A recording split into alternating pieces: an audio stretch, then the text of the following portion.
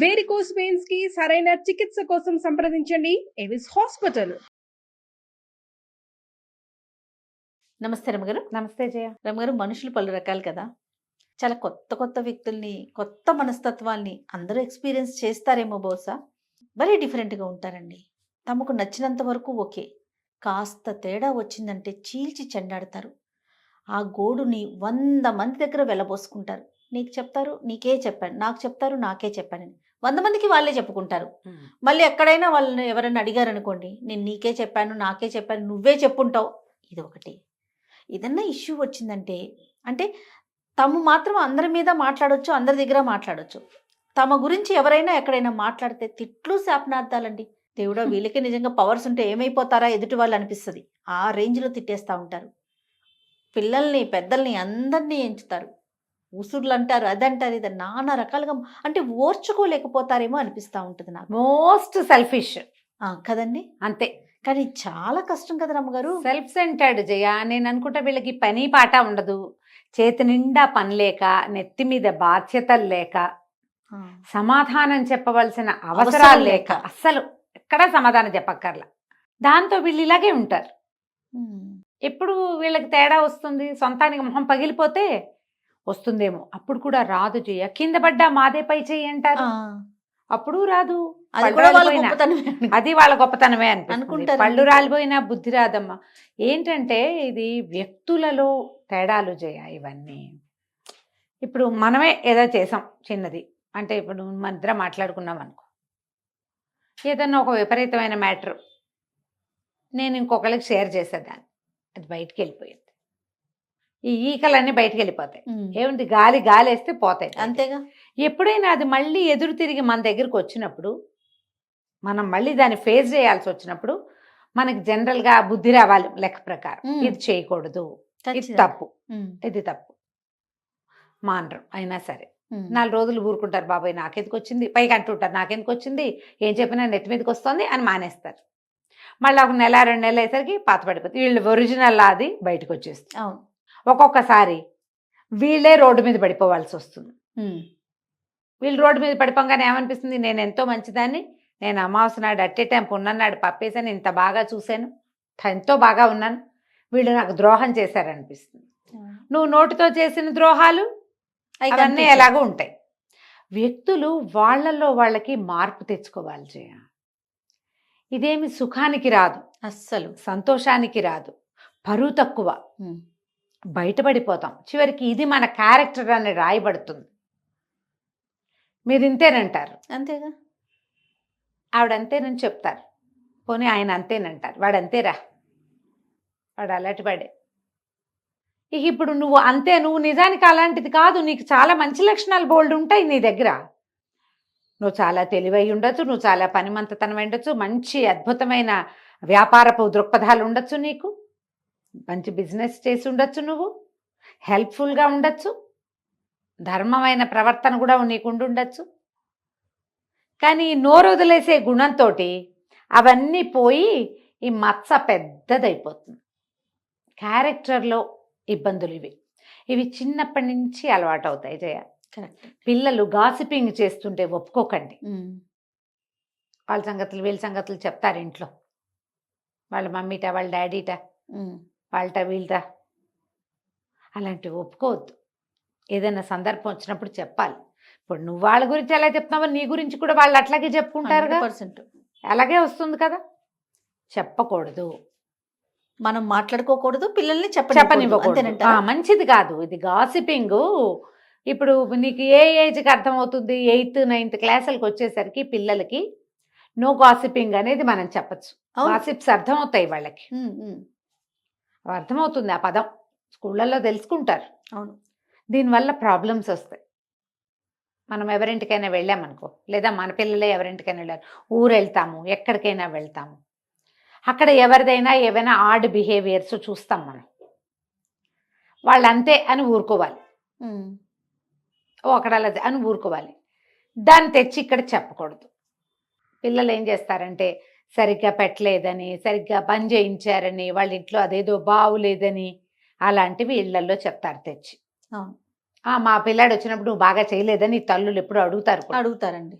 అక్కడ ఏదో జరుగుంటుంది. ఆ, వీళ్ళు పెసరపప్పు తినరు, వాళ్ళ ఇంట్లో రోజు పెసరపప్పే వండారు, తినలేక చచ్చాను అంటుంది పిల్ల. ఎవరింటికైనా వెళ్ళినప్పుడు సర్దుకోవాలి నాన్న. అసలు చెప్పడాన్నే ఎంకరేజ్ చేయకూడదు. చెప్పడానికి మళ్ళీ encourage తిప్పి చేయకూడదు. అడుగుతారు రమ్మగారు. అడుగుతారు. అది తిప్పి ఎంత పెయిన్ఫుల్లో కదండి. అవును. చాలా ఇబ్బంది. అదేంటి మనం మామూలుగానే ఉన్నాం కదా. ఇంకొకసారి ఏమనిపిస్తుంది అంటే వాళ్ళు వచ్చినప్పుడు వాళ్ళకి ఒళ్ళ దగ్గర పెట్టుకోవాలి మనం. బాబు నీకు ఇష్టమైన నువ్వు తింటావమ్మా, ఒళ్ళు దగ్గర తింటావా? పెట్టుకోవాలని మీకు అట్లా అనిపిస్తుందేమో. ఆ. రెండోసారి అన్నం కూడా పెట్టబుద్ది కదా రమ్మగారు. మరి అంటే ఇప్పుడు తప్పనిసరి అనుకో జయ, ఆ, అప్పుడు ఏం మనసులో చేస్తాము? నుంచి రాదు కదా. మనసులో నుంచి రాదు, ప్రేమలు పోతాయి. ప్రేమలు పోతాయి కదా. ప్రేమలు రిలేషన్ కంటిన్యూ ప్రేమలు పోతాయి, అభిమానం పోతుంది, ఆపేక్షగా దగ్గరికి తీసే వాళ్ళు తీయము. తీరు.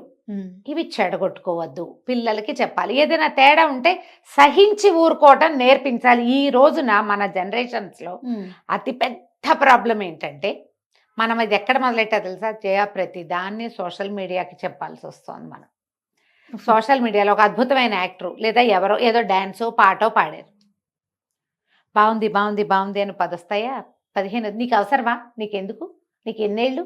ఈ ఏజ్కి నీకు ఈ బట్టలు అవసరమా? ఈ ఏజ్కి నీకు ఈ నగ అవసరమా? నువ్వేవిడివి వాళ్ళెవరినో అనడానికి? అది వాళ్ళ ఇష్టం. వాళ్ళ ఇష్టం. నీకు నచ్చితే చూడు, లేకపోతే మానేసి. అవును, జడ్జి చేయొద్దు కదా. నువ్వు ఈ బట్టలు వేసుకున్నావు, నీ వయసుకి ఇది అక్కర్లేదు, నీకు ఇది అవసరమా, నీకు ఇంత ఉందా, నువ్వు అది కదా, నువ్వు ఏదో కదా. వాళ్ళు ఎవరో డివోర్స్ తీసుకున్నారు, ఇది మేము మ్యూచువల్గా తీసుకున్న నిర్ణయం అని చెప్పారు. ముందు పెళ్లి చేసుకున్నారు, మీరందరూ ఓహో అన్నారు. డివోర్స్ తీసుకున్నారు, ఊహో అని ఊరుకోవాలి కదా. ఆ అమ్మాయిదే తప్పు అంటారు కొన్ని వేల మంది. ఆహాహా అది అద్భుతమైంది, వాడిదే తప్పు. లేదా అమ్మాయిదే తప్పు కొంతమంది, అబ్బాయిదే తప్పు కొంతమంది. వీళ్ళిద్దరు కాదు, అబ్బాయి వాళ్ళ అమ్మ లేదా అబ్బాయి వాళ్ళ నాన్న వాళ్ళు దుర్మార్గులు. వీళ్ళు కాదు, వాడెవడో ఇంకొకటి అంటాడు ఇంకోడు. ఇప్పుడు ఈ అభిప్రాయాలన్నీ ఎవడైనా మిమ్మల్ని అడిగాడు? మీ అభిప్రాయానికి ఏమైనా విలువిందా? మీ లోపలున్న చేదంతా మీరు బయట పెట్టుకుంటున్నారు కాదు. అంతే. నీ అవసరమా? నువ్వు ఎంత గింజు చచ్చినా వాడు కలిసేది లేదు, చెందేది లేదు. ఒకవేళ కలుసుకున్నా వాళ్ళు ఏం క్యాజువల్గా మామూలుగా ఫ్రెండ్స్ లాగా ఉంటాము అని చెప్పారు. ఫ్రెండ్స్ లాగానే ఉంటున్నారేమో, మనకు తెలీదు. కానీ ఇలా ఏం చూసినా మన మాట బయటికి చెప్పడం అనేది ప్రాక్టీస్ అయిపోయింది. దానివల్లే ఇట్లా నోటుకు దానివల్ల ప్రతిదానికి ఒక కామెంట్ పాస్ చేస్తున్నారు జయ. అదే పెద్ద కారణమేమో అనిపిస్తుంది. ఏదో చూస్తాము, బాగుంటే బాగుందనాలి, బాగోపోతే మానేయాలి. అసలు బాగుందని కూడా మీరు అనక్కర్లా, అనకపోయినా పర్వాలేదు. దాని నుంచి ఎలా డెవలప్ అవుతుందండి? ఇది ప్రతి దాన్ని మనం ఇలాంటి కంటితోటే చూస్తున్నాం జయ. ఇదే కంటితో చూస్తాం. ఎవరైనా ఓ పిల్ల డ్రెస్ వేసుకుంటే మాట్లాడతాం, వేసుకోకపోతే మాట్లాడతాం. చిన్నది వేసుకుంటే చిన్నదని, పెద్దది వేసుకుంటే పెద్దదని. నీ ముక్కు వంకరగా ఉందని, లేదని. అబ్బా వంకర ముక్కు పిల్లైనా ఎంత ముద్దుగా ఉందంటారు కొంతమంది. దీని ముక్కు ఏమిటి అంత వంకరగా ఉందంటాడు ఇంకొకడు. వాడికి ఆ వంకరే కనపడుతుంది. ప్రతి దాన్ని చీల్చి చెండాడటం మనకు అలవాటైపోయింది. దానివల్ల ఏది కూడా మనం ఎక్కడ ఇబ్బంది కలిగిన ఓర్చుకోవట్లా, సహించట్లా, ఊరుకోవట్లా. వాక్ స్వాతంత్ర్యం ప్రబలిపోయింది. మనం పిల్లల్ని అనుకుంటున్నాం కానీ మనం కూడా అంతే. పెద్దోళ్ళలోనే ఉందండి. ఇప్పుడు మీరు ఇంతకు ముందు అన్నట్లుగా పిల్లలు ఏదో ఎవరింటికో వెళ్ళారు, వాళ్ళ ఇంట్లో ఏదో ఫుడ్ బాగోలా, ఏదో నచ్చలా, పిల్లలు మళ్ళీ తిరిగి ఇంటికి వచ్చి చెప్పినప్పుడు అదేంటి అట్లా అంటావు? ఏదో 1 పూట 2 పూటలు ఉన్నప్పుడు వాళ్ళకి తోచింది ఏదో పెట్టారు, నాన్న అట్లా అనకూడదు అని చెప్పరు. అని చెప్పకపోగా మా అబ్బాయి వచ్చినప్పుడు నువ్వు బాగా పెట్టలేదంట అని చెప్పి తిరిగి అడిగితే అడుగుతారు. మనుషులే రమ్మ కదా. మనుషులే. మేము చాలా అద్భుతమైన వాళ్ళం. మీరు మా ఇంటికి వచ్చినప్పుడు మేము ఎంత బాగానో చేసి పెట్టాం, మీరు మా వాడికి అట్లా పెట్టలేదు. అడిగేస్తారండి, అడిగేసి కడిగేస్తారు. మీకేమున్నాయమ్మా మానవ సంబంధాలు? అది ఒక్క పూట తిండితోటే అయిపోతుందా? ఒక్కదాంతోటే అయిపోతాయా? ఏదైనా ఒక ఫ్లా ఎవరిలో అయినా చూస్తే దాన్ని నువ్వు చూడటం, చెప్పడం, అందరికీ చెప్పి చెప్పి చెప్పి చెప్పి 100 మందికి చెప్పేయటం. వాళ్ళ సంగతి మనకెందుకు?